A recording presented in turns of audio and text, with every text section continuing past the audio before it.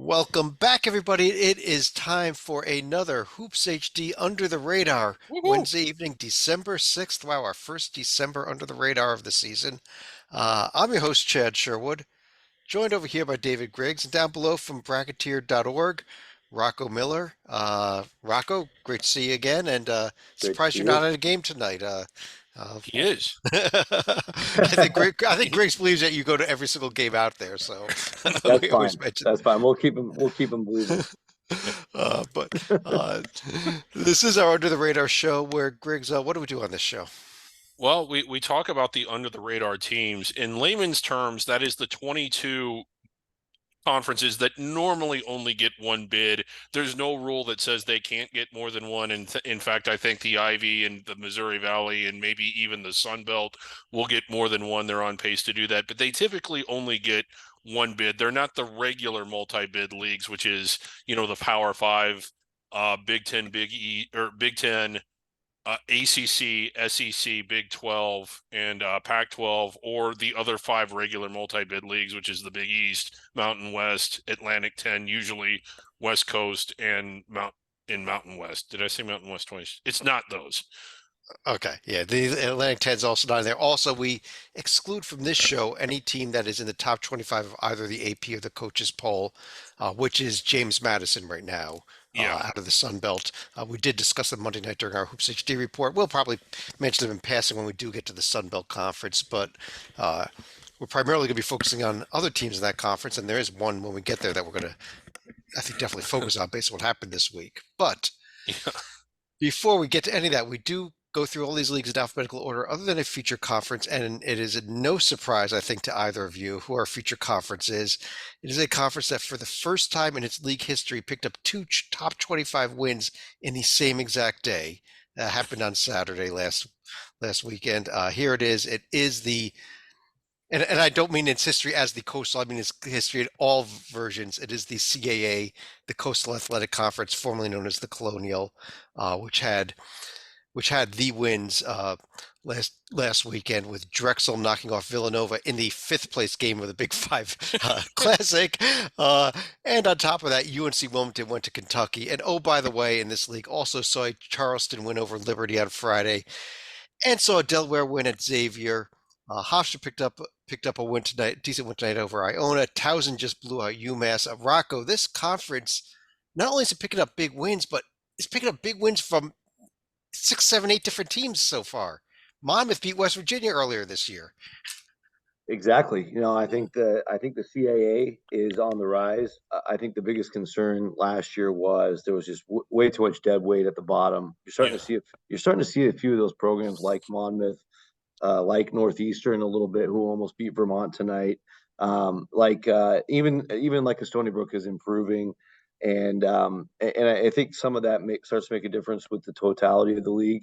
Then when you have three teams like Hofstra, Wilmington, and Delaware performing like top 90 teams, which they have this year so far, and you have the expected champion of Charleston kind of just waiting in the wings, waiting to put it together.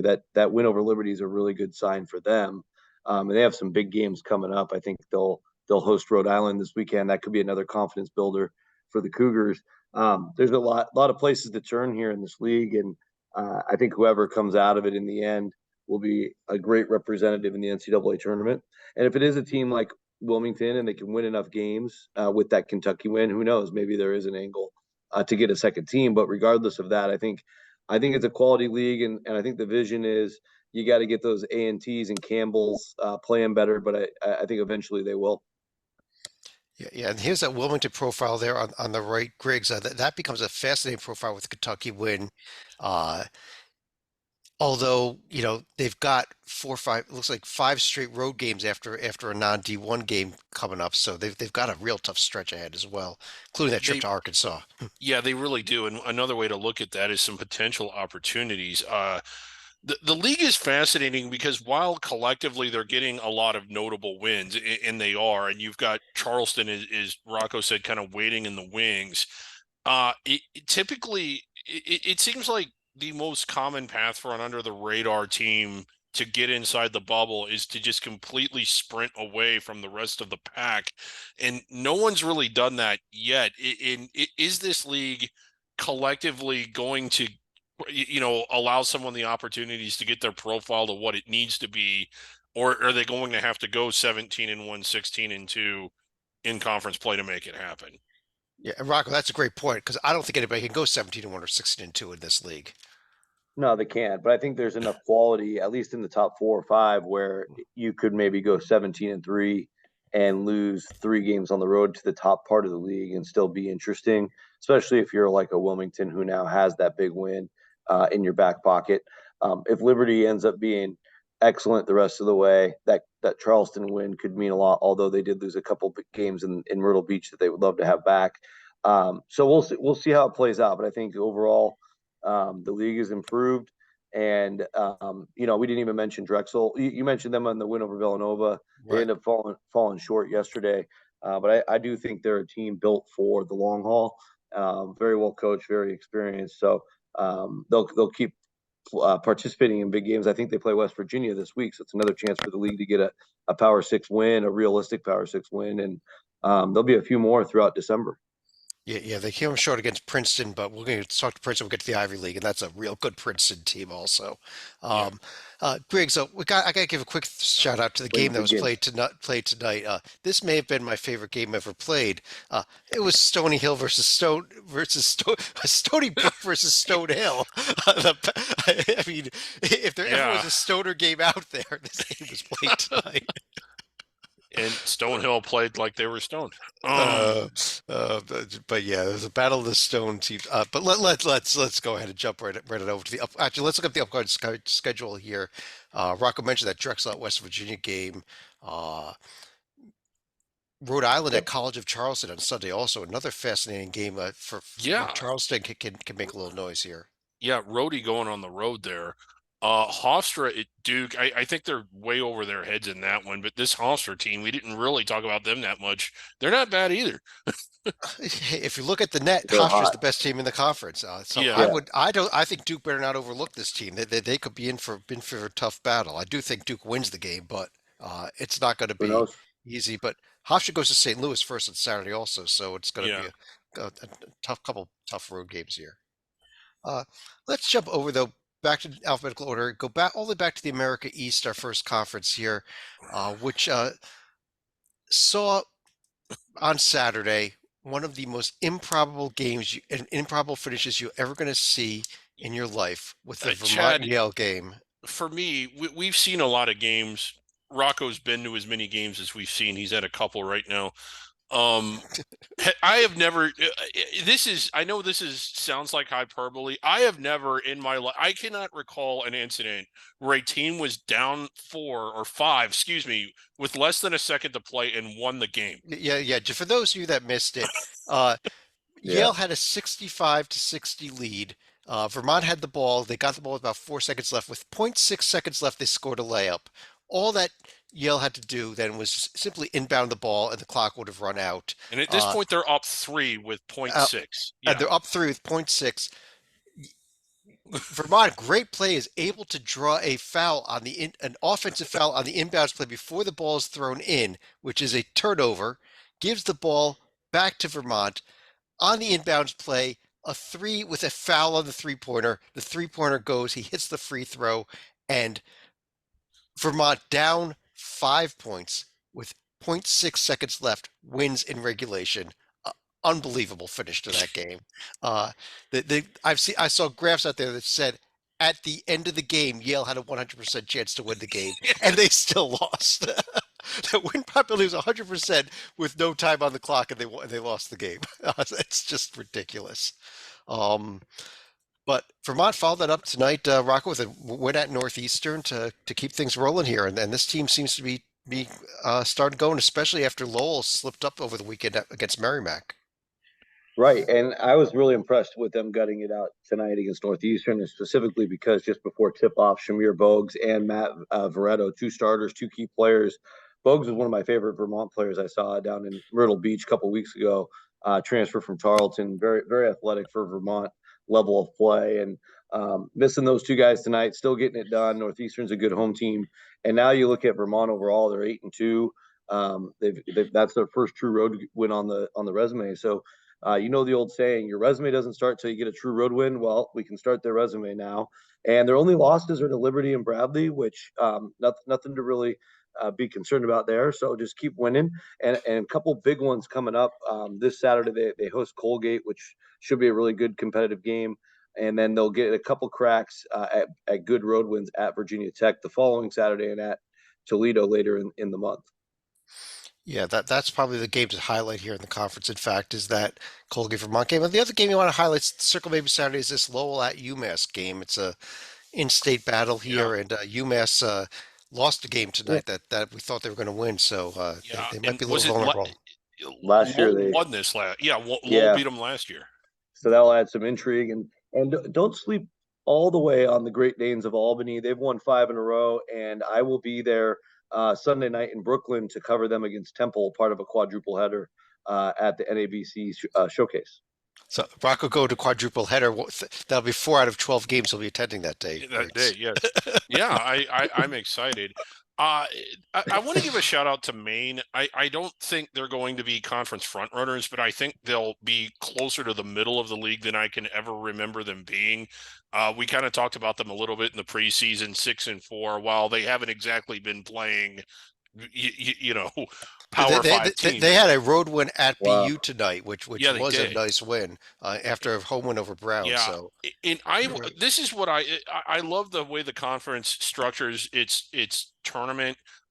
I think it would be great if Maine could host a quarterfinal game. It would be sort of a high watermark for a program that has had no success in recent memory, clearly getting better. I'll give another quick shout out to the conference here, real quick. You're going to see a score suddenly appear on the screen there. Just went final. NJIT just won at Fordham. That's a shocker. This was their second D1 win, and they just won at Fordham, who was supposed to be one of the better teams in the A10 this year. Yeah. Sorry, Rocco, go ahead. No, you went right where I was going. Okay. Shout out to Grant Billmeyer, first-year head coach, came over from Maryland staff. They were down by 10 at halftime to Fordham tonight, outscored Fordham 48-35 in the second half. I think it was pretty foul heavy, but NJIT playing with a lot of young guys and ranked very low in almost every category. Really caused for concern. Look at those numbers. Yeah. But a big win for NJIT's program, who's been down for a few years now. Jumping over to the ASUN conference here. Griggs, I don't know that we have quite as much to talk about here because it's kind of a rough week and a rough early season so far for most of these teams. That's a good way to put it. I was kind of expecting it to be a 2-horse race between Lipscomb and Eastern Kentucky. Lipscomb, I don't want to say that they're off to a bad start. That's certainly overstating it. They're shorthanded though too. Yeah, so that and they are shorthanded, and you got to keep that in mind.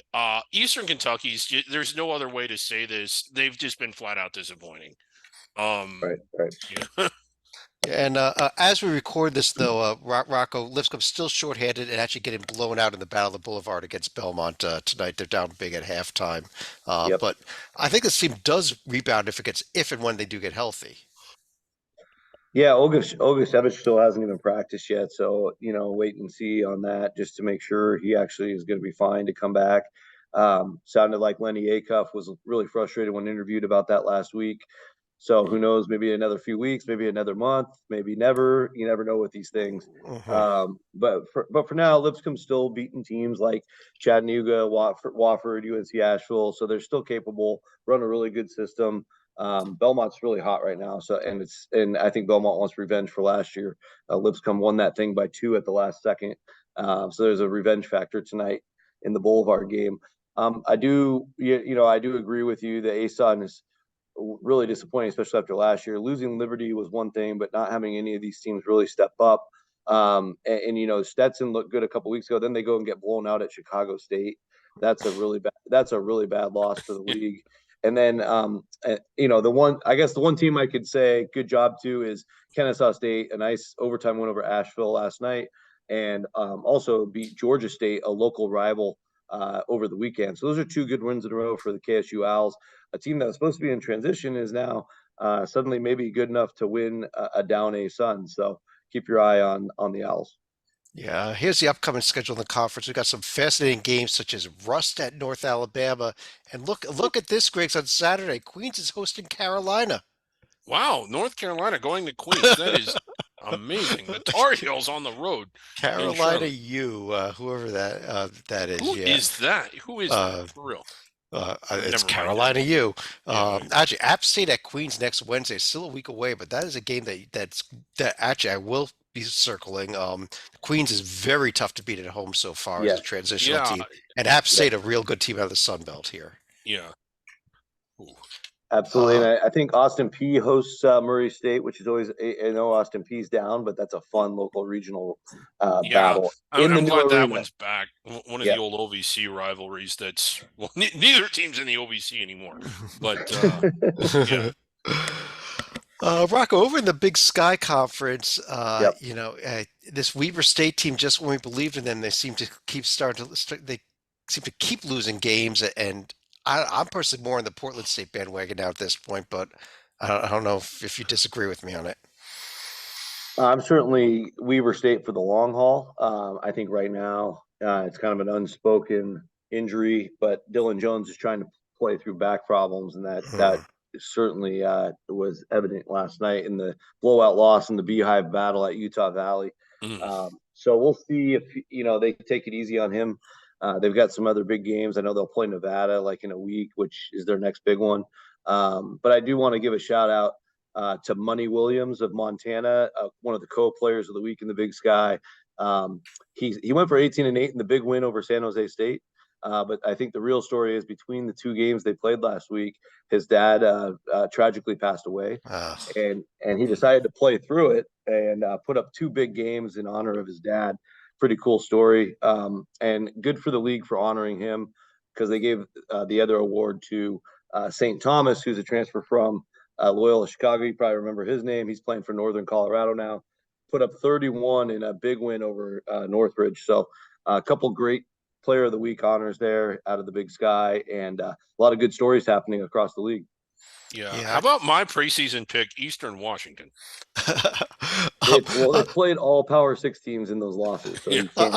We I'm don't just really gonna know how good they are yet. I'm Yeah. just gonna go back to that Weber State profile. I mean, they only have two D1 wins, but they're Yale and at St. Mary's. So Yeah. it's such a you really want to like this team because of those wins, but like you said, I mean, they got to win this Cal Poly game, for example, coming up here. That's a must Yes. win at home. Going into Yep. that road trip out Nevada at Wyoming afterwards. Before you get to conference play, they will have a quick step out of conference in early January. All these teams. There is the Summit League Big Challenge. Sky Challenge series that's coming up early first week of January there. Uh, let's jump over to the next conference here. Actually, there's the upcoming week here in the Big Sky on the screen. Um, but George Fox on his way to Portland George State. Fox, yeah, he's a good friend of ours, isn't he? Yeah, I think good for George. we have Good to get him old on the George. podcast here. Greg, Yeah. so the Big South Conference here. Uh, Longwood is just picking up wins here to the point where it may be time to start paying a little attention to them as well as this High Point team, which I'll get to in a second. But why don't we start with this now 8-1 Longwood Yeah, team? I was going to say, go ahead and pull them up. Now, it's low hanging fruit. I don't want nothing they've really done has jumped off the page. Lamar is their signature win. Half of them are teams that are outside the top 300 or non D1, but they are winning. So I'll give them credit for that. I still don't like them on the court as much as a High Point or even as an Asheville, who continues to kind of be a little bit disappointing outside of the league, but that I think could start firing once they get in the conference play. I know Rocco's big on this High Point team. I'll let him talk about them. Yeah, Rocco, how about what High Point did to Western Carolina the other night? I mean, it's just a style of play. They're super athletic. Like I said on some earlier shows, they've got a couple guys that are high major players. And if you let them get out and run, you and have a plan to stop their transition, you're going to get boat raced. That's exactly what happened to a Western Carolina team that I would say believes in their own athletes. They do have some great players on WCU, and up until last week they were undefeated. But High Point under Alan Huss running the Creighton system out in the Big South, putting up some huge numbers. They took Hofstra to overtime in that championship game of the I think it was the Gulf Coast Showcase, And their other 2 losses are by 1 point to Wofford, 2 points at Queens, the game I went to. So this team is the sky's the limit. I think they're getting better every time they take the court. And they score. They score a lot of points. Yeah. Oh yeah, and that's what they want to do. And they're long, athletic, and they'll get second chances because they got such long arms to get those rebounds on the putbacks. It's a dangerous team. And I go ahead and look at KenPom now. They were picked 7th or 8th in this league. They're already the top team on KenPom already in the Big South. Barely. Yeah. You got them, Winthrop and Longwood real close here. By the way, just I meant to mention this at the top of the show. Those who've been following us for a while here, you see a new column here in the predictive metrics where we used to have the Sagarin ratings. We are now showing the Torvik ratings, which Nice. Sagarin is not going to be doing college basketball ratings, at least not this season, maybe not anymore, which is kind of unfortunate. We may Yeah. touch on that a little bit more in the Monday Night's Hoops HD report, discuss some rankings. But we're using the Torvik rankings in its place, which is a very widely used ranking, also on the predictive side. All our rankings now filled in. Also, the Nets, strength of schedule, even the KPI numbers are now available, so they're all up here on the screen. And upcoming schedule though in the Big South. There's Western Carolina getting another Big South team here, UNC Asheville, who's a team we didn't Yeah. mention tonight, but I think could be a dangerous team as the season goes on. Yeah, just 2 and 4 in D1 games. They were a team that I really liked in the preseason, and I don't want to say they've been disappointed because I know that they've played a hard schedule. They have lost some games or not played as well in some games where I thought they would, but that's a good game, like that Asheville Western Carolina game. Yeah, and I think Winthrop is playing pretty well as well, and they'll actually go to a Little Rock team that we like. So that's a good road test for Winthrop's level. I think overall, Radford's played well in most of this year, and you've talked about Longwood. We'll see how good they are later in the year. They haven't played anybody yet, but Yeah. overall, the gravitational strength of the Big South is about as good as I've seen in a long time. And it's awesome to see. I mean, these schools do not have the biggest budgets, and they're out there hanging with the big dogs. Hey, Yeah. Longwood's been doing great in the MEAC so far this year. They beat NC Central. They won at Eastern Shore. They won at Morgan State. They beat Delaware State. They're getting Delaware State for the second time next. So this time on the road. They is your played MEAC them champion. twice. Oh, good. About to play the the la- second time. Yep. Yeah, the last one was in double OT. Yep. Yep. Oh. Okay. Let's Rocco. Big West Conference time, Woo, and a lot of red, unfortunately, for this league on the screen there. Although they had a lot of good tests with those games that they lost. They were against power programs this past week. Yeah, and I mean, I guess you got to start with the crazy finish that happened at Pauley Pavilion when UC Riverside was seconds away from beating UCLA, which would have gave Coach Meg Pio, I think, a 3rd straight year of a win over a Pac-12 team. But they are taking on Washington State and his former mentor Kyle Smith tonight on the Palouse. So good luck to the Highlanders in that one. He's a tremendous coach. They're basically bringing in all new guys this year, and he's already got them playing at that level. Really impressive. I also want to say UC Santa Barbara came out of the gates ice cold. AJ Mitchell was out for 2 weeks, preseason player of the year. He looks back, ready to roll. We'll see what they're really made of here right as we speak, as they're in the pit playing in New Mexico. And they also, I think they have another good one coming up a little bit later this month. But I think Santa Barbara's back. Long Beach State might be the most athletic team in this league. I think Hawaii's preseason will be defined in the Diamond Head Classic, and they also have a special game with Nevada before the Classic. So they could actually play Nevada twice if all that breaks through. And then, of course, the Eaters, even though they've lost 3 times now, all of them competitive. Yeah, all of them against quality competition. They went to Duquesne, played them tight. And so I think the Anteaters probably deserve to be at the top still if you do a power ranking. But Fullerton getting a lot better. Northridge is a big surprise story. I think, Deshaun Allen Eikens decided to come back for his grad transfer year, leading the league at 21 points a game. There's a lot of great stuff happening out in the Big West. Yeah, I like this Eaters team. Basically, well, I have nothing to add other than that I completely agree about what you said about both these teams. All right, so let's move on, Griggs. But I like hearing my own voice. Doesn't it sound good? This is an upcoming schedule. As Rocco mentioned, a lot of these games are going on tonight as recorded. So as most of you are watching this, they will be finals. Although, what a big week for Bethesda of California with their trip through the Big West Conference. This, yeah, Yeah, well, Beach. I'll say that. Well, Irvine plays at San Diego State Saturday, which is tough because right. Aztecs will be angry and they usually bounce back. But I do think the Beach game at USC. I think it's That, a daytime game Sunday, yeah. and Yes. Beach is extremely athletic. USC might be the most athletic team I've seen in person all year. And Bronny James is on the doorstep of coming back. That could have a lot of fireworks that game. Yeah. That'll be like a playground type of Oh, yeah. game. Be a Uh, lot of good highlights coming from that. Yeah. Griggs, last week we were talking about how Liberty could be a top 25 team with a 2-0 week. It said they had an 0-2 trip out there to a very tough event, but came up short both against FAU and College of Charleston to drop back a little bit in the pack. They did rebound with a win over Mississippi Valley, but everybody beats Mississippi Valley. Right. The FAU loss, it wasn't so much that I was expecting them to win that game, but they just got completely, I mean, they had their doors blown off, didn't really compete. And I did think they'd beat College of Charleston, as good as we thought they were. So sort of maybe I think that we were sort of overvaluing them, or I certainly was. Um, but I don't know. As far as how they match up with the rest of the league, I don't. No one in particular has really jumped out, but a lot of teams are doing better than I thought they would just overall. Like Uh, UTEP, I like what Louisiana Tech is doing, actually. yeah, They had a nice road win at Stephen F. Austin last night. yeah, they did, and that was the other team I was going to mention is La Tech, really exceeding at least my expectations, and out to 7-2 overall, and not all. I mean, again, a lot of those have been away from home, or a fair number of them have. Yeah, I think the key there, Talvin Hester, 2 years ago, it's his second year at La Tech, but 2 years ago he was at that Texas Tech team that went to the Sweet 16 and had a top five defense. You look at the defensive numbers for Louisiana Tech, they pop off the page. Top 25 in the country in defense total. That's Fourth in adjusted defense, so yes, that is exactly. excellent. Yeah, It's amazing for a under the radar team to be top 25. And then they're fourth in adjusted effective field goal percentage defense. I mean, all the defensive numbers are really impressive.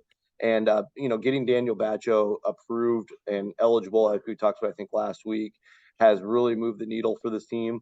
And really a very manageable non-conference schedule. They will go to the Lopes right before New Year's, which will be a really fun road opportunity yeah. for them.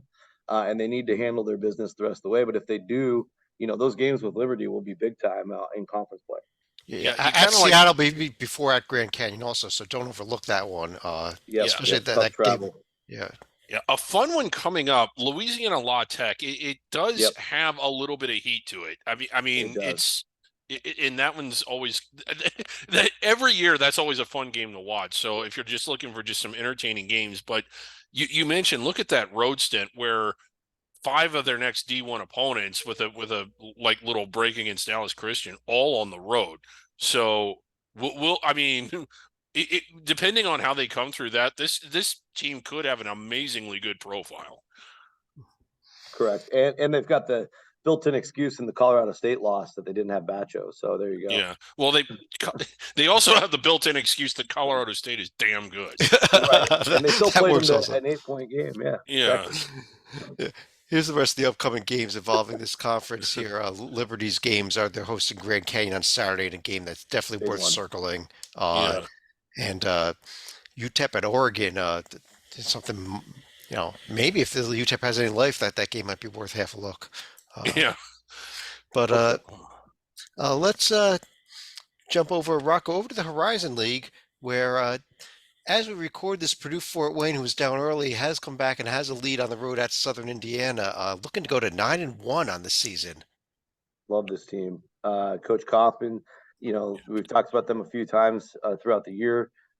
Built a really strong roster, a lot of unheard of guys nationally, but really making a name for themselves. Their only loss is at San Francisco. They've got the kind of big win at DePaul, but I thought last week starting off Horizon play, going to a hot Oakland team and beating them by 21. I think that got a lot of people's attention around the league if they weren't really paying attention to the Mastodons. Now they're, I think, kind of front and center as maybe the team to beat. And they've got to handle their business in these next three with the Southern Indiana game going on now, and then SEMO and Bethune-Cookman. They got to win those. Then they'll get another cool opportunity to play at Pitt on the 20th. So regardless, this is a fun team to watch. I think they're a legit contender. And watch out. Yep. Youngstown State also really nice win at Ohio in the Convo tonight. That's a tough place to win. So shout out to the Penguins. And I think that's about it because Oakland ended up losing by 1 point to Toledo. That was a great win for the Penguins. Oakland really had their chances in that game late also against Toledo. Tough loss. It is a non-conference loss, so obviously it's not going to affect much, but it's tough loss. Something else about PFW, and I think Chad or somebody pointed this out last week. Go back to their profile. Now, the Horizon League office makes the schedule. This is just bizarre that you would close with 5 out of 6 road games. Anyway. Yeah, look at Northern Kentucky last year. I think they ended with at least 4 in a row. Yeah. They've done this a few times. Oh, and I know the guy over there. Maybe I should poke him. The good news is it's not their toughest 5 road games, at least. The trip to Wright State, not easy, but they've got a couple of teams that are not going to be contending in there at least. With that stretch. But that is a little bit strange in the way the schedule is built. Here's the upcoming games for this week. We already mentioned Fort Wayne's games. Grace, I don't know if there's any others that we're really circling here. Not particularly. Not really. Okay. Well, Western Kentucky at Wright State might be kind of fun, but let me stick with you. We talked a little bit about Princeton, and here they are now at number 10 in the net. If they get through this week again, they may not be under the radar come next week. This Princeton team just picking up more and more wins, knocks off both Furman and Drexel this past week. Yeah, and when you pull up their profile, it's looking pretty amazing because the win at Hofstra, we kind of touched on them doing really well in the Colonial, likely to win a lot of home games. Rutgers is a good win. The win at Duquesne, I think, going to win a lot of games this year.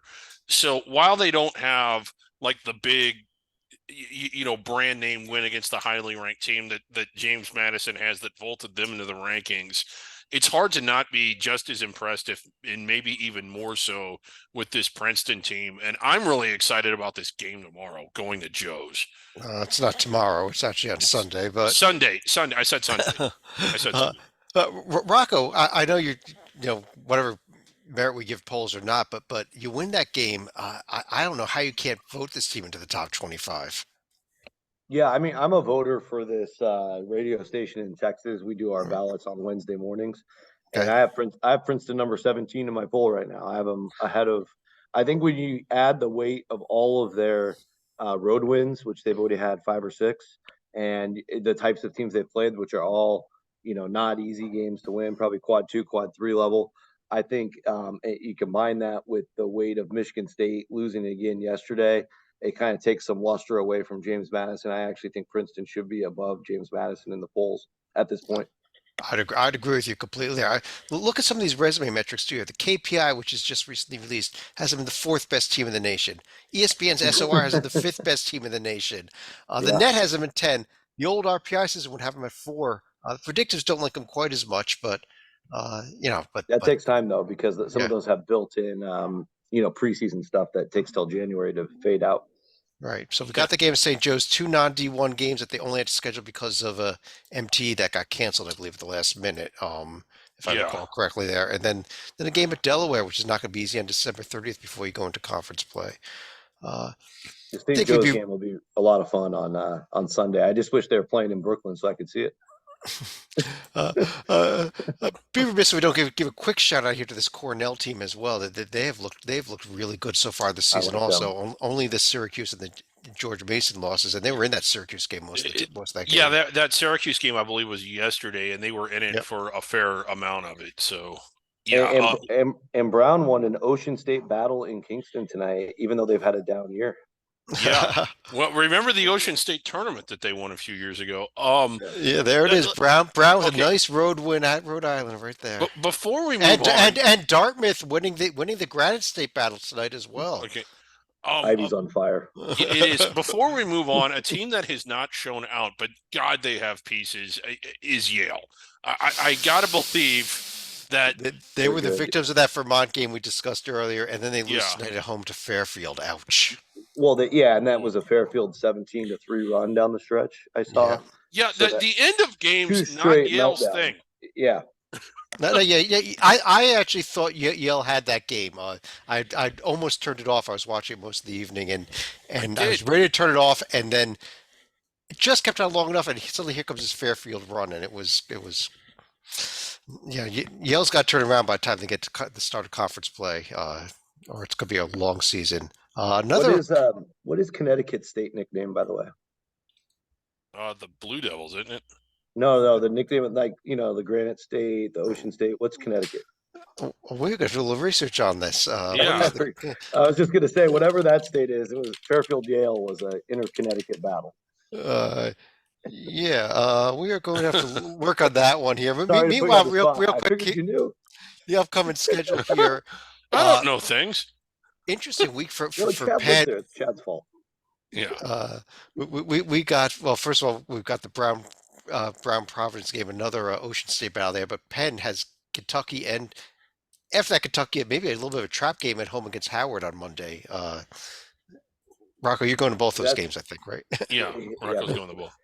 Well, that's another one where, Penn's clearly much older and mature than Kentucky, which is what they ran into with Wilmington. So I'm not predicting anything. I'm just saying if Kentucky lets them hang around, it could get dangerous. Connecticut, by the way, the Constitution State. There we go. Constitution State battle. Yeah, the Constitution Trophy. Yeah. Anyhow, thank you for that. Griggs, the Metro Atlantic Conference. We're a couple games into conference play already, and it is Marist and St. Peter's who went 2-0 in the early conference, the early non-conference play. Yeah, early conference play. I'm sorry. Yeah, early conference play. Still very, very early here in conference. No one really jumping off the page yet. Quinnipiac has the bloated record anyway at 5-2. But again, dropping one of their first two conference games, and when you pull them up, there isn't really much there. I don't know. It's hard. Yeah, again, there it is, like all quad 4. Now I know that there's a lot of quad 4 in this league. I don't know. I still want to kind of be a believer in Iona, but it just hasn't been happening yet. Rocco, the team I want to believe in is a team I pulled up on the right there and is in first place right now. How about those Red Foxes and John Dunn's team? Because I like John Dunn as a coach, and I think he, that he could do something here. Well, I mean, he's playing young guys. He starts a couple freshmen, 3 sophomores. I mean, it's a lot of young talent. But John Dunn's a good, really solid, like one of my favorite coaches. He just really has a hard time hanging on to talent. I wouldn't be surprised if a couple of these guys hit the portal after this year. But, and when it comes, if all things are equal in the Metro Atlantic and it's just X's and O's, you're in trouble against John Dunn. I think that's what happened last week to both of their opponents. You've seen it, Chad. You've been there at Boardwalk Hall. I think it was last year. Marist was like a 10 seed, and they ran it all the way to the championship game. None of that really surprises me anymore because he just does it year after year, no matter how much talent or how little of talent he has. Really impressive. I do think this Canisius team is potentially the most talented. I really like the pieces they have. They got another win tonight over Robert Morris. They beat St. Bonaventure this year. They played really well in their scrimmages, blah, blah, blah. But I think Canisius with that home court advantage in Buffalo could potentially be a threat. I also am just extremely disappointed in both Rider and Siena. Cannot believe Rider. They were picked by many to win the league. They haven't even won a game in D1. It's unbelievable. And then Siena is just so god awful. I mean, it's really, really crazy. They were picked by the Almanac to win the league. So there's some, this league's been kind of flipped upside down, and it's kind of cool for teams like Marist and Canisius because they have a real shot to win it, and even like a St. Peter's or a Mount St. Mary's could win it. Yeah, look at Siena, 5 quad 4 losses already. Ouch. And Ryder, hey, we beat Immaculata. That's about all that they can say. Upcoming schedule here though for the Metro Atlantic. Yeah, we are back to non-conference play here. Siena at St. Bonaventure, a little upstate New York battle there, I guess. Yeah, Canisius going to Pitt, probably way overmatched in that one, but it'll be interesting to see how How they about play. Buffalo State at Niagara? Is that part of the Western New York Big Four also, Griggs? Uh, It's Big Four plus one. oh, how about a Yale Quinnipiac Constitution State battle? That's the Constitution State, yes. Niagara got destroyed tonight in a real Big Four game. That was not pretty. Yeah, no, it wasn't. Here we go. Rock over the Mid-American Conference, where I'd like to see somebody start winning a lot of games because I think there's a lot of good teams here. But we're seeing a little too much red, I think, here as well, though. Yeah, pretty good league night for the league last night on Tuesday Yeah. night, where we saw both Akron and Kent State pick up wins they both really needed. Akron dominated a good Bradley team by 15 Right. on the Yeah, they did. floor. Enrique Freeman, 21 and 18, just controlled the game from the opening tip. And Kent State goes to a place that most teams are unwilling to go, Brookings, South Dakota, to play the Jackrabbits, and they win convincingly by 9. Really good job by Coach Senderhoff and the team to get that road win. Yeah, how about Akron and Kent State both going out there, both winning? Yeah, I mean I mean it shows the Mac's probably much stronger than the Summit. Yeah, I still think yeah. I still think South Dakota State's the favorite there. Northern Illinois, even though they got destroyed by the Sycamores yesterday, I still think they're a much improved team. They're still waiting on one of their guards, Keyshawn Williams, to come back. But David Coyte's done a great job leading them. They've already had some good results. I think Northern Illinois is a top 5 team in this league throughout the year. And I know Ohio lost tonight, but I expect them to get better and better with Coach Bowles and that veteran group they have. Yeah, Ohio with the home loss to Youngstown State. Toledo picking up that road win in Oakland. We mentioned that one earlier Yeah, also They today. needed it. as good as that was for Youngstown, that was disappointing for Ohio. I wanted to come on here and talk about how good I thought they were, and then they go and do that. Yeah. Ohio gets a home game against Marshall this week coming up. Yeah, Northern Iowa struggle bus. Toledo, Akron at Northern Kentucky. Maybe we're circling here also. That could be good. Yeah. Games that could be good. I don't know any games that are really going to be good here, but it's Maction. There's always going to be good games. You just don't know where they're coming from. Griggs, over in the MEAC here, we may be real quick through this conference, as I think we're not going to really see things pick up until we get into conference play here. But there's the results. Norfolk State, though, a nice road win at VCU on Friday night. Real nice win. A little, yeah. I don't know if you would, but yeah, a real good win for Norfolk. My brain kind of froze there, and I guess they're one of the usual suspects. Them as a front runner. I still really like Howard. I know that they've been struggling, but everybody's been struggling. These records reflective of how they either choose to schedule or have to schedule a lot of road bye games. But I still think once we get in the league play, I like this Howard team and Norfolk. Those are the two that have impressed me the most. Yeah, we mentioned Howard's next game is going to be that game at Penn coming up on Monday night, which I think is a game that really is worth circling. Maybe we need to circle Tuesday night, Coppin State at Georgetown. You never know. Yeah. Well, shout out to Morgan State. They beat UMBC for their first D1 win tonight. Played pretty well. Baltimore. Yeah, they beat them by 12. Yeah. So nice night for the Bears. Yeah, what's Baltimore's nickname, Chad? Like we've got the Constitution State. What's Baltimore? The city of Baltimore. The city of Baltimore. The city of Baltimore. We're gonna have to work on that one also. I'll work on that. Rocco tells us a little bit about what's been going on in the Missouri Valley. How's that? I love. Well, you got to start with the Sycamores, Chad. I mean, they are just unstoppable right now. Only loss this year is at Alabama, so you can of course forgive them for that. They blitzed through the Vegas tournament by beating Rice, Pepperdine, and Toledo. Then Missouri Valley action started last week. Almost 30-point win over Southern Illinois, who also looks really good. We'll talk about them in a sec. But they also go to Bradley, probably, if not the toughest, one of the top 2 toughest places to get a win. They win it convincingly by 9, and then they go on the road. And what could easily have been a letdown game at a good Northern Illinois team, and they beat them by 23. I mean, it's an awesome team. And now because they're winning by so much, they're getting on everybody's radar. I think they're in the 50s in a lot of these metrics. So they've got a lot on the line going forward, and they'll actually get a crack at Michigan State right before New Year's, which could be really interesting in the Larry Bird Magic Johnson reunion game. Yes. Yeah, that is, but you're right. I mean, they have just looked awesome, and the one loss at Alabama, it happened sort of earlier in the year, and I was just like, okay, if they were to play now, I bet they wouldn't lose by 22. Yeah.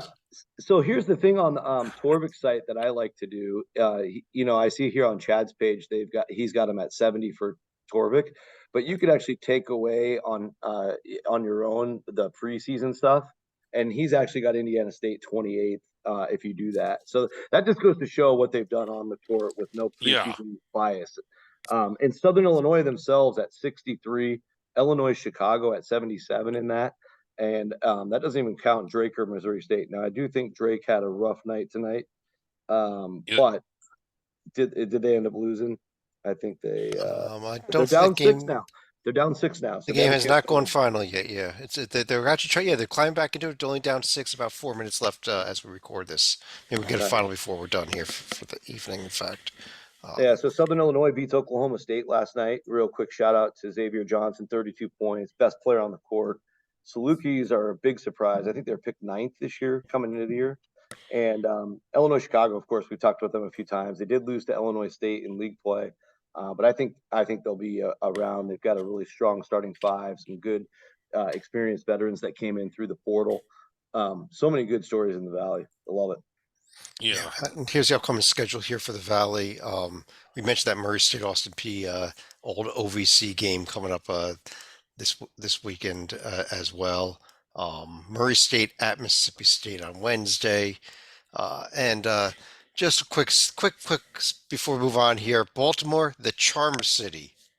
The Charm City. Oh, the Charm Cup. I guess. Or the cup of charms. The cup of charms, the Lucky Charms. The Lucky Charms. Magically delicious. Amazing. Northeast Conference, where we have a little bit of news.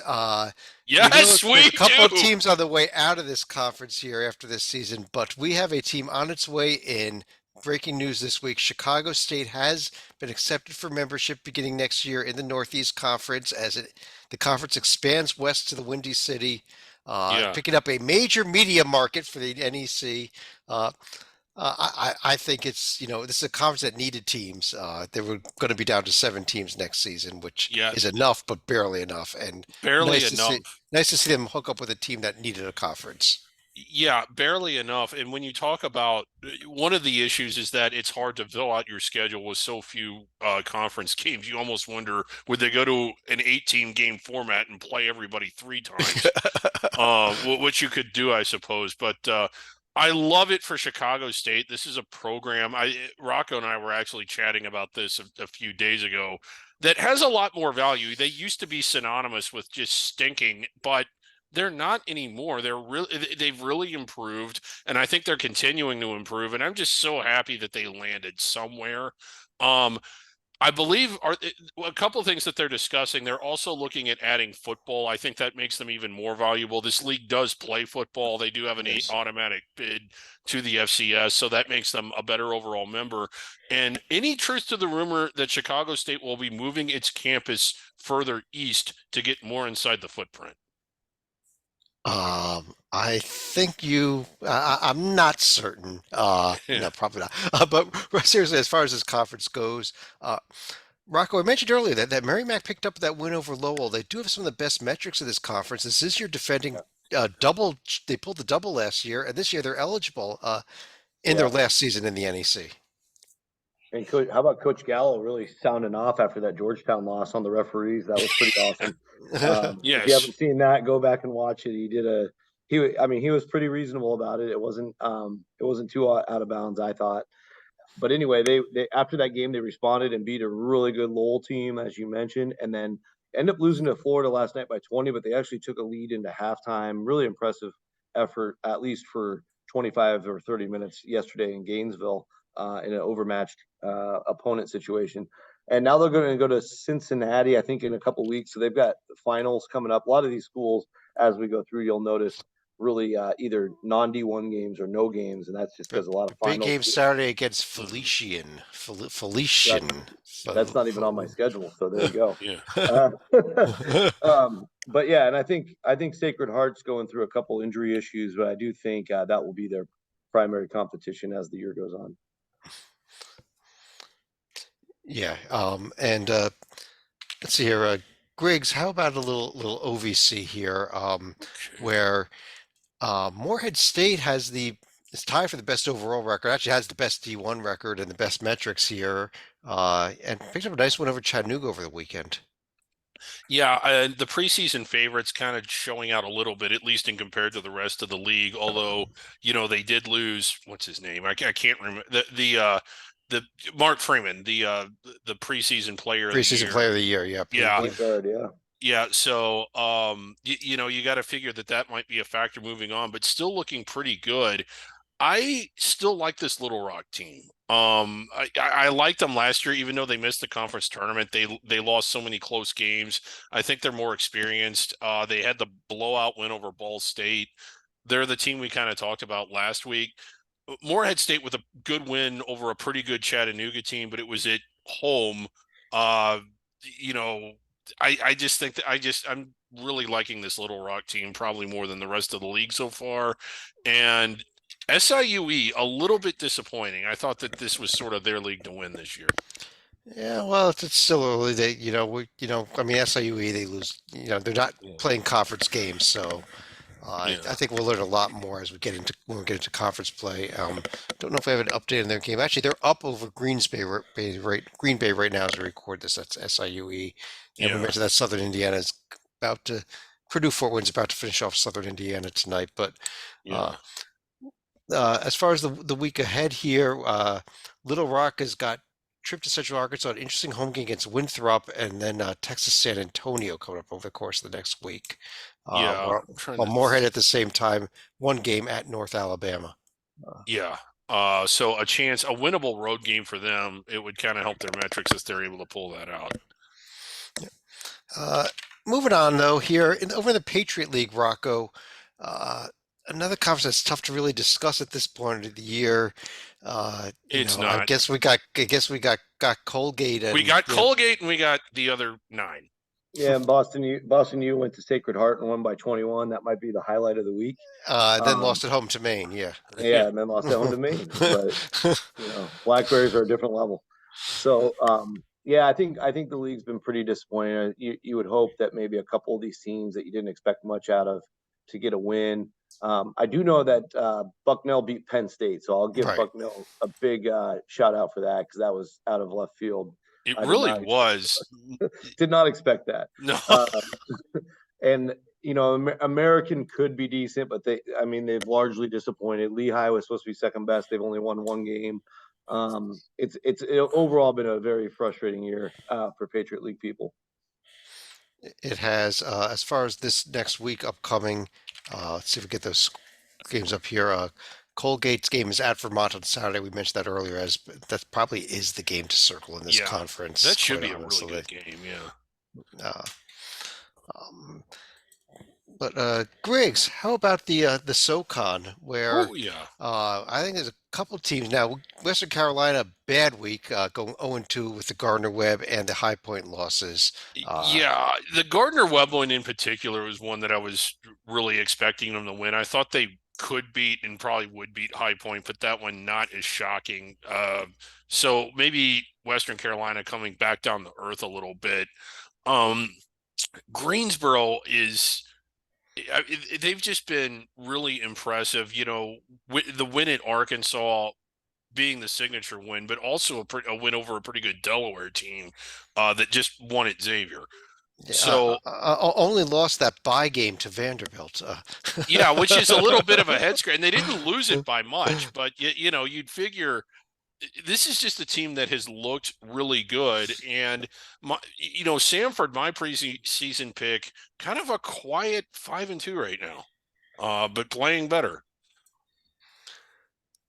Yeah, Rocco. As far as this conference goes, though, Western Carolina, is this just a blip this week? Do you think, or do you think maybe the team was, not quite as good as we thought they were?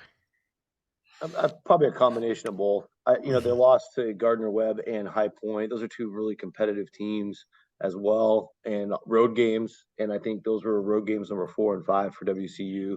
So they had passed that big test at Notre Dame. They beat a healthy Middle Tennessee on the road, and that kind of impressed us right out of the gates. But I do think eventually they'll sustain themselves throughout the year. There's great talent with Woolbright. He might be the player of the year in this league. Russell Jones is a really nice piece as well. So I think they'll stay there in the top 3 or 4 all year long. The emergence of Greensboro is a huge help for the league. I do think, and Furman's starting to get healthy as well. Furman should have won at Princeton. Had a meltdown late, which would have changed our entire opinion of Princeton. So I think that's a really good sign for Furman, though, overall. They took too many losses early to be any kind of at-large contender, but that's still a team one healthy is a very good team. And then, I wasn't expecting much out of Wofford, but they're actually starting to play better. They got a nice win tonight. And like you said, Sanford's now ripped off 7 in a row since starting 0-2. So there's your 5 at the top. And I think it's a nice bounce back year because I think last year was a tough year for the SoCon. Yeah. Upcoming this week, Greensboro hosting Eastern Kentucky, Western Carolina hosting Asheville over the weekend. And huge battle in the state of Alabama. This ranks right up there with the Iron Bowl in football Monday night, Griggs. Alabama A&M at Samford. Huge. I can't imagine. I would just stay away from the city of Birmingham. The entire state. It'll be bombed. Right. Yeah, I think they're only separated by 40 minutes, but they've never played in the tournament. Something like yeah.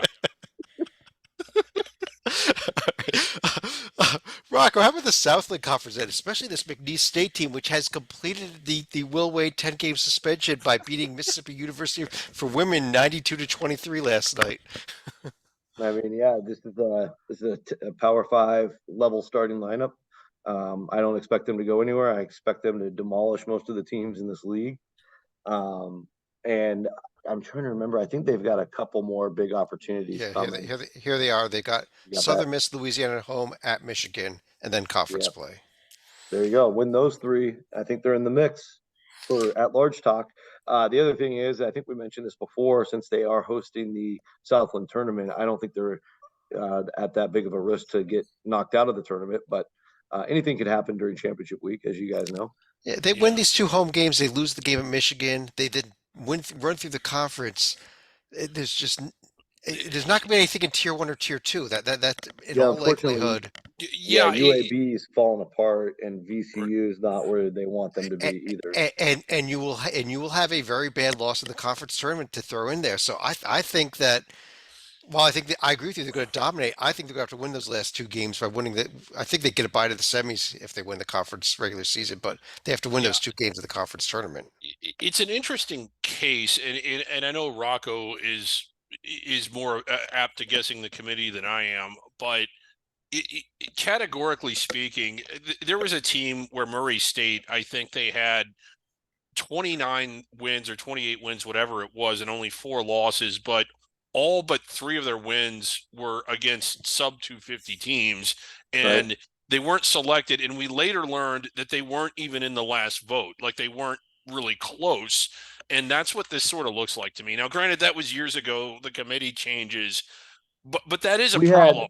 Yeah, we had Oral Roberts last year. They ended up getting the bid, but if they would have lost, I think they were in that similar spot. Yeah.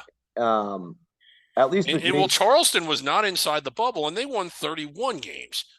They could have landed there. It was they were going to be razor close, I thought. But again, you're probably right. They probably had like a 35% chance, and they needed a bunch of help. So I mean, it's just too bad. I mean, this is a team. There's always a couple of these each year, but throughout the off season, if you mention the word McNeese to any Power 6 team, they're like, I can't even say it on Hoops HD. Expletive no was the response. Do you want to buy McNeese? And that was not happening. No, it was. And you hate that, and that was an issue with SFA when they were in this league. And here's my argument: well, why not? They're a good team for your metrics. If for no other reason, it's going to help your strength of record. They're going to win 28 games. Exactly. And you Yep. can't beat McNeese like at home. Or just be like Bruce Pearl and go play him in Lake Charles. Yeah. Well, there's Southern Miss at McNeese Wednesday night. That's the only game they've next Wednesday night. That's the only game they have this next week. But jumping over here to the SWAC, Griggs. How about maybe a little surprising when I look at the rankings here? Prairie View up at 110. That's a little high for the top of this league, isn't it? It kind of is, and yeah, they do jump out a The- little the- bit. They have The a couple two road they have a wins, couple road wins and no yeah, bid. All the losses on the road and to yeah, quality opponents. Yeah. right. The Eastern Kentucky win during still one of the great moments of the season where they win at Eastern Kentucky. It was one of those games where it was played at 11 or noon, and they had a bunch of like elementary school kids there, and the kids left early. I was laughing for like 20 minutes. The kids walked out on Eastern Kentucky. That's a Prairie View. That hurts. Yeah, here's the upcoming schedule for these teams. Oh, real quick, that Prairie View team who is in first place, they're at Iowa State on Sunday, then at Northern Iowa, so kind of making a trip through the Iowa Big Four here. And we already mentioned Monday night, Alabama A&M at Samford. Huge Yeah. game. What to start about out. what about that huge win for Southern at Mississippi State when they Yeah. had like less than a 1% chance to win? How Yeah. big was that for the SWAC? Yes. huge. Thank you, Rocco. We spoke with that Monday night. I completely forgot about it here, but yes, that was the story of the week here in the SWAC. Let's before we jump over to the next conference, a quick score update. That Drake team that we mentioned came all the way back and did beat St. Louis tonight on the They so needed that. real Yeah. nice comeback in the Missouri Valley there for Drake. But Rocco, over in the somewhat disappointing Summit League, a league that has really underperformed what they've done in the past so far this year. Well, I guess we'll just start with Denver, who's hanging in there with shorthanded Colorado State tonight. Right. Only down by 4 in the second half. Yes. So nice job, Pioneers. And that is a front range matchup. Front range. Yes. So we'll come back to that later. But overall, it's a tough year. In North Dakota State, a good win over San Jose the other night. I think they beat them pretty big, 15 or so. But North Dakota State, it was overtime actually, but by 5. 83-78 overtime win Monday night. Yeah. oh, okay. I'm thinking of the other one that San Jose dropped. The South Dakota State did crush Towson, though. Yeah. They did. That was a good game in the Pentagon special event. And how about South Dakota? Just a really well-designed final play with 3 seconds to go, tie game against Western Illinois, get a game-winning layup as the horn sounded. So shout out to the Coyotes. Not easy to get road wins anywhere. They got it done in Macomb against an old Summit League rival. Yes. I'm surprised they got that game scheduled even because Right. the Western Illinois left when the schedules were already out for the season and really pissed off some Summit League teams. And St. Thomas is starting to heat up a little bit. Beat Milwaukee tonight. Beat Western Michigan last week. So they're starting to find their way. Which is crazy for a transitional team that's going through a 5-year transition that they can beat anybody. Yeah. That game not quite on the screen yet. Just went final a few months ago. The St. Thomas did get that win tonight. I'll have a shout out here to Kansas City as well. They were not completely blown out of the water by Kansas last night, which kind of surprised me. I was keeping an eye on that game late in the second half, which they were one like 5-0 run or so away from actually getting back into that game until Kansas finally just stomped them into the ground. But was not the blowout that you would have expected. Rest of the upcoming schedule here: South Dakota State gets Wichita State on Saturday. Oral Roberts at Texas Tech coming up. Denver at BYU on a Wednesday. Waldorf at North Dakota. Oak Hill Christian, isn't that a high school? I don't. Oak Hill Academy is. Okay. Oak Hill Academy might be a more formidable opponent than Oak Hill Christian. Griggs, over in the Sun Belt Conference again, James Madison at the top there in the top 25. We discussed them Monday night, but I think the story here is Appalachian State and that huge win over Auburn. Yeah, win at home over Auburn, but James Madison, if you pull him, or I'm sorry, App State, if you pull them up here, looking kind of formidable. Of course, the win against Auburn, Wilmington, who, we talked about earlier how much we like them with the win over Kentucky, and the loss at Northern Illinois, a little bit of a head scratcher, but as you know, it's really hard to win on the road, and they really kind of blew it in that Oregon State game. So, App State looking pretty good. They go to Queens, not easy, but I've liked them just as much as anybody else that I've seen from this league. Going back to the standings, Southern Miss a little disappointing. I thought they were one of my preseason picks to. I thought it would be a 2-horse race and they'd be one of the horses. But just 2-4 so far. Can they turn it around? Oh, they did pick up the win at UAB on Friday, their last time out. So that might be a sign that things are turning around there. But go back to these profiles here, Rocco. I've put App State up here. I'll pull James Madison up on the right. I'll tell you, given the way that Michigan State's playing, I think App State should be your favorite to win this conference right now. Well, I picked App State at the start of the year, so that makes me Yeah. feel better. Thank Yeah. you. I think they're both pretty legit. I think they'll have some good battles when they face each other. They've already kind of become rivals in football, so why not basketball? And so, yeah, we'll see how it plays out. I think whoever's at home will have the edge, and then the conference tournaments in Pensacola. Anything can happen in Pensacola. So really tough to say at this point. I want to see James Madison play some more good teams. Unfortunately, they're not going to really. Yeah. Well, the next good game they play is January 13th when they play App State. So, Right, they'll have to win some road games though, which actually shows you a little bit of character. They've got a game in the Cajun Dome January 4th that I've got circled. at Louisiana, yeah. I might have a chance to be at that, so Yeah. fingers crossed. But overall, I think the Southern Miss situation with Neftali Alvarez tearing his ACL. Crowley's still a great player. They're starting to figure it out without him. It's just I don't know if they can get up to this level as App State and JMU's playing at. Yeah. App State, a former affiliate member of the Colonial in football, so they do have a Yep. bit of a history in football as 1AA FCS teams. Yeah, one other piece of news is Cliff Ellis announced his retirement today. I think it's effective immediately, or It is, is yeah. effective immediately. So his career is over. Good career. Heading into today, he was the winningest active coach in all of college D1 college basketball. Yeah, former Auburn coach, had some great teams at Auburn. Which I believe puts John Calipari now on the top list among D1 coaches with active. Cliff really you should have kept going. They weren't beating anybody. I think that was a problem. Yeah, well, 3-5 on the season. We'll see how their interim head coach who's taken over now. It is no, I don't have it updated yet who their interim coach is. They do have an interim head coach for the rest of the season. Yeah, is it Moss? I think it's Moss. Yeah, okay. There's the rest of the upcoming schedule here in the conference. We mentioned that Louisiana Tech game match is an interesting one on Saturday among the other games here. But Scott Cross going to Dayton. That could be interesting. Yeah, Troy at Dayton. Circle that one too. How about over in the WAC here, Rocco, and how about the Lopes? And it seemed like every single game San Diego State was playing this season, they were playing with fire, and they somehow found a way to win.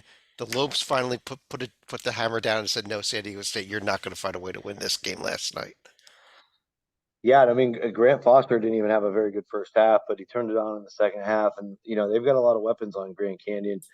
Ray Harrison was actually the hero throughout the night, in my opinion. And in that atmosphere, I think most games you might have a 2 or 3 point advantage playing at home with all other things being equal. Last night felt like a 10-point advantage. They had students camping out for 2 or 3 nights in a row. It was just super electric. David Warlock was there from the NCAA tournament. There was my friend Mike O'Donnell from CBS. He was just there as a bystander, and he ran into the game with the students. I think there was some love for Hoops HD for the Lopes waiver. Yeah. from Warlock today. Yeah. So yeah, just a big day for the program. But I think if you are Grand Canyon, you got to hurry up and turn around and get ready for Liberty. Yeah, it's you do have I'll pull up the schedule right here. They are playing Saturday at Liberty, so not only play Liberty, but having to go cross country to go and play Cross them. country, Uh, tough place. not easy. California Baptist, who is playing, they just started that game. I think that's tonight. Playing Utah Tech. They only have one loss this season. So it's why I mentioned them as well. Yeah, and Tarleton's playing really well. Off to a 2-0 start. They won at Stephen F. Austin in the opener. They won the SoCal Challenge bottom bracket I was at. Played really well there. Billy Gillespie is out indefinitely, so hopefully he's feeling better. But playing very well under assistant coach Jones. And they've got some real playmakers in that lineup, and I just think they're going to play spoiler all year long. Absolutely. As a just quick note here, Battle of the Boulevard just went final here. Belmont beat Lipscomb 72-71. So while we said that game was a blowout earlier, it ended up being an incredible finish, as is typical in that series. So, Well, one of the great under the radar, really college basketball rivalries, but God, that's a gem. Are they playing twice this year, or did they cut it back to just once? They used to play. It's just one now. Okay, we could pull up that Belmont schedule here right now as we jump. Yeah, no, this is the only time they play. So Belmont, you can add in a 72-71 Battle of the Boulevard victory there. Real quick, Chicago State lost the home game to Delaware State, but did beat Stetson this past week to move to 3-8 overall on the season. Who would have thought? Yeah. Kind of had that backwards, Chicago State. They are hosting St. Thomas, and then they're at Northwestern in the Battle of the Windy City on Wednesday. Huge game Wednesday. Circle that one. But that's all of our regular teams. Should we move on to some mythical conferences? Yeah, and it has been a busy week in some of our mythical conferences. 3 games this week in the Beehive Conference, which now puts us at a 3-way tie between Utah, Utah State, and Utah Tech at the top of the Beehive. But it's a huge upcoming week in the Beehive, actually. The game of the season in the Beehive, Saturday, BYU at Utah. Yeah. And next year we get it twice. This is just an insanely bitter rival. I don't want to say it's the biggest rival in college basketball. It's not. But I don't think, in terms of importance, Duke and North Carolina, it's just a bigger showcase. They're more highly ranked.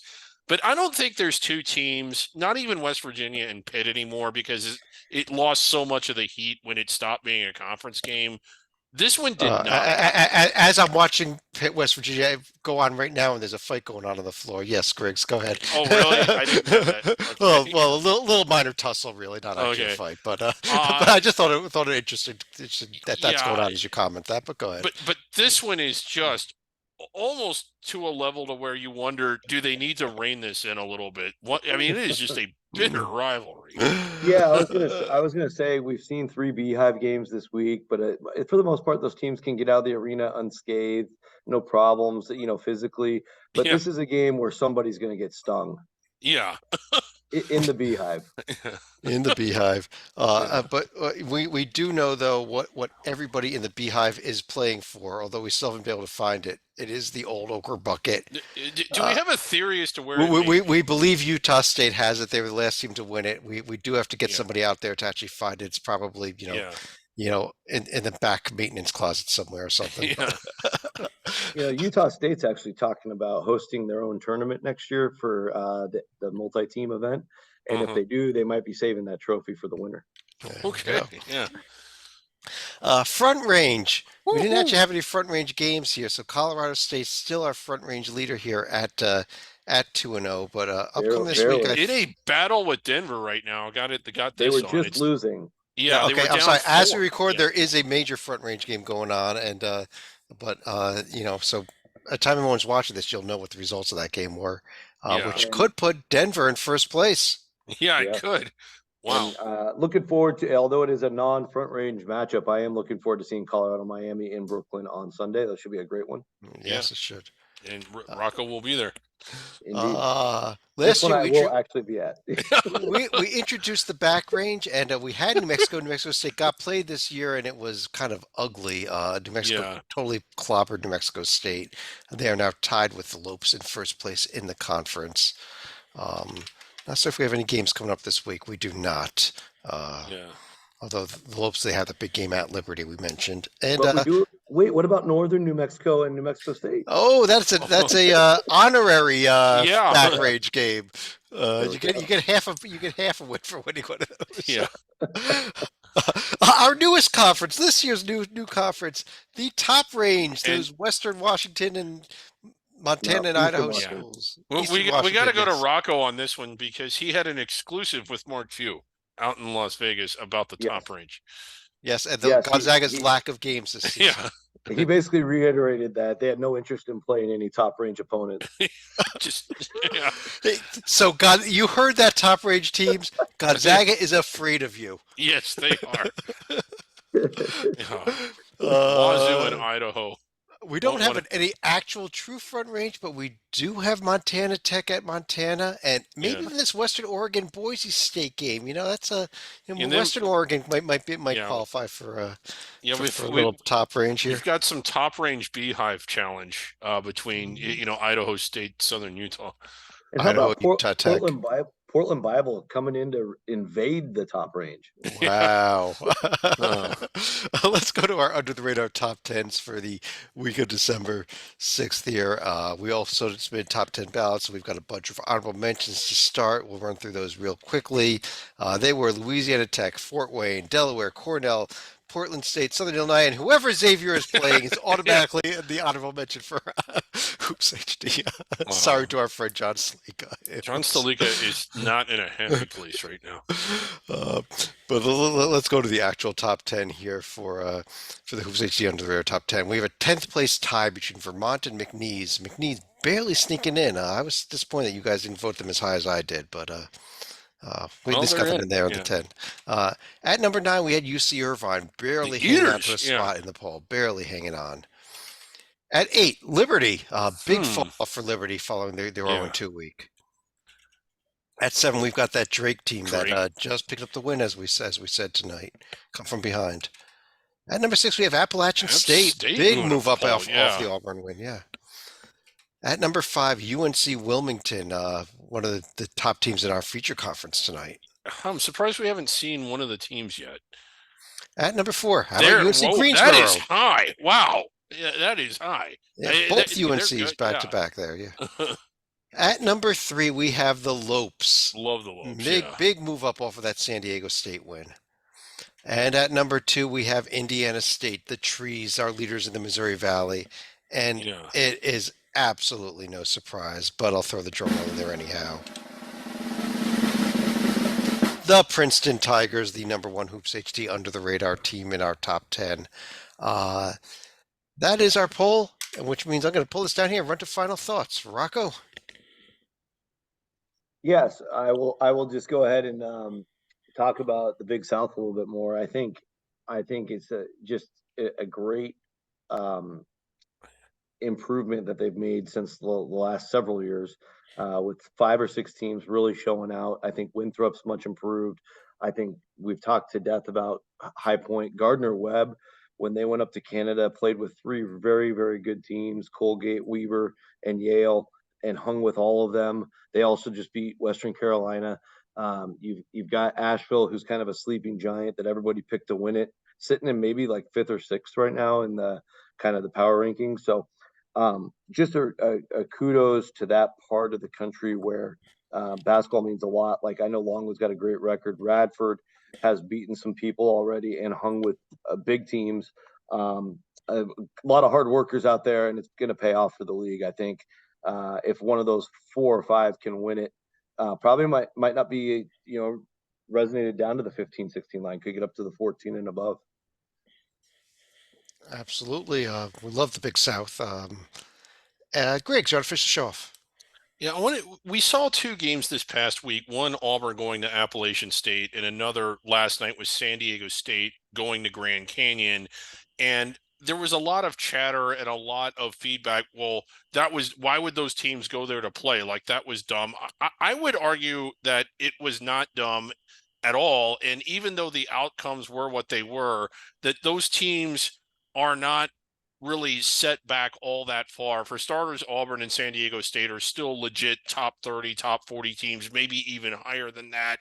And because of that alone, they're going to be able to play their way in safely inside the bubble. And games like that, when you get an upset like that, it's a firework. It's a big explosion, and it's a big deal in the moment that it happens, but they're quickly forgotten. Most people don't realize this. North Carolina, I want to say, lost to Wofford one of the years they won the national championship.